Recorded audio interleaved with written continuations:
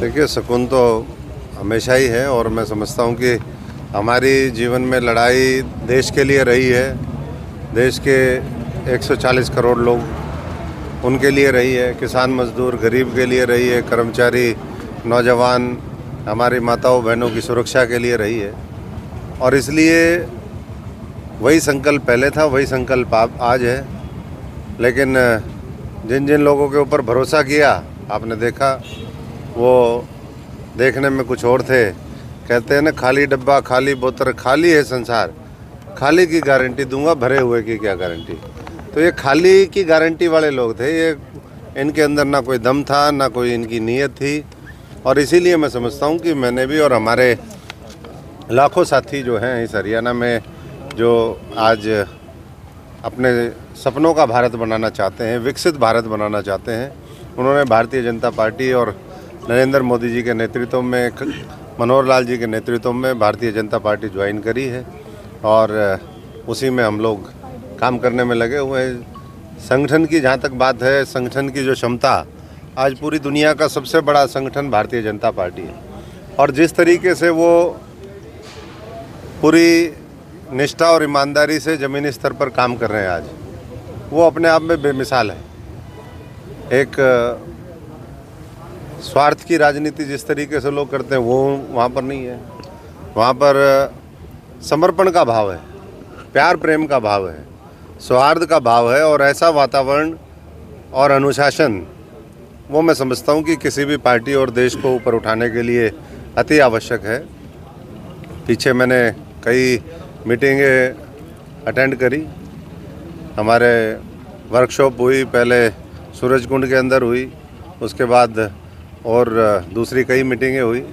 और हर मीटिंग में मैंने देखा कि जिस तरीके से काम किया जाता है, बारीकी से जो समझ है ग्राउंड की, और उसी के अनुरूप कार्यक्रम पार्टी आज चला रही है।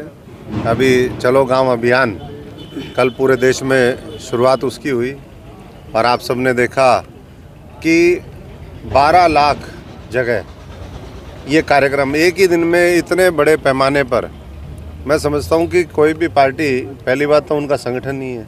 अब हरियाणा में ही देख लो, कुछ लोग हैं जिनका 9.5-10 साल में संगठन ही नहीं है। तो ऐसी जो शक्ति है उसको देश के निर्माण में कैसे लगाया जाए, ये संकल्प लेकर के भारतीय जनता पार्टी आज लोगों के बीच में गई है। तो आज ऐसे माहौल में जहाँ विपक्ष मान बैठा है हार, हो रही है जय जयकार, फिर बनेगी तीसरी बार खट्टर और मोदी सरकार, आंकड़ा होगा 400 पार, फिर होगी जय जयकार। तो ये नारा जो है वहीं से गांव से लिख के किसी साथी ने मुझे दिया। तो ऐसा भाव जहाँ पर हो तो मैं समझता हूँ कि वहाँ पूरी ऊर्जा के साथ और काम करेंगे। जाए तो राजनीति की आपके लोकसभा सांसद आप रह चुके हैं, अब आपकी क्या प्रायोरिटी रहेगी? लोकसभा का चुनाव लड़ेंगे या आगे प्रदेश की राजनीति के हिसाब से विधानसभा का चुनाव लड़ेंगे? प्राथमिकता दिल्ली जाने की रहेगी या चंडीगढ़? देखिए, मेरी प्राथमिकता, मैं ज़मीनी स्तर का आदमी हूँ, ज़मीन पे ही पैदल चलता हूँ, साइकिल चलता हूँ, आगे भी ज़मीन पे रह कर के काम करना चाहता हूँ। बाकी संगठन ने जो जो दायित्व जब जब दिया तो उसको हमने पहले भी निभाया है और आने वाले समय में भी बखूबी निभाने का काम करेंगे। हम तो अभी भारतीय जनता पार्टी में नए हैं। मैंने तो कल मीटिंग थी एक, मैंने उनको कहा जी हम तो नर्सरी में दोबारा एडमिशन ले रहे हैं। तो यहाँ की संस्कृति, संस्कार, कार्यशैली, यहाँ काम करने का तरीका, वो सब हम सीख करके, और मैं समझता हूँ कि जिस तरीके से भी पार्टी का जो आदेश होगा उसको निभाने का काम करेंगे। पूरे हरियाणा के अंदर हमारे साथी हैं, हमारे बहुत ही संघर्ष जिन्होंने साथियों ने किया है और पूरे हरियाणा के अंदर उत्साह है। जब से मैं और हमारे सभी साथियों ने भारतीय जनता पार्टी ज्वाइन करी है, बहुत उत्साह भाजपा के नेताओं में, कार्यकर्ताओं में है और साथ में मैं समझता हूँ हमारे साथियों में भी है और कॉमन मैन में भी है। कि मेरे को बहुत लोग कहते हैं, बोले भाई आप सही जगह आ गए। तो लोगों को लगता था कि भाई नहीं, हम तो जहाँ भी जाते हैं यहीं रहने का ही मामला है राजेंद्र जी। लेकिन मैं इतना कह सकता हूँ, चोरों का साथ अशोक तंवर ने ना दिया है ना दूंगा। अगर मेरे को पता चलेगा कि भाई ये डकैत है, अगर आप ये सोचो कि भाई मैं वहीं पढ़ा रहा हूँ, तो मैं नहीं समझता कि हम बाबा साहब के दिखाए हुए रास्ते पर चलने वाले लोग हैं, जिन्होंने कहा कि गुनाह करने वाले से गुनाह सहने वाला ज़्यादा बड़ा गुनाहगार होता है। तो उसी संकल्प को लेकर के हम आज भी आगे बढ़ डॉक्टर रहे हैं। साहब, अशोक तंवर कहाँ से चुनाव लड़ेंगे?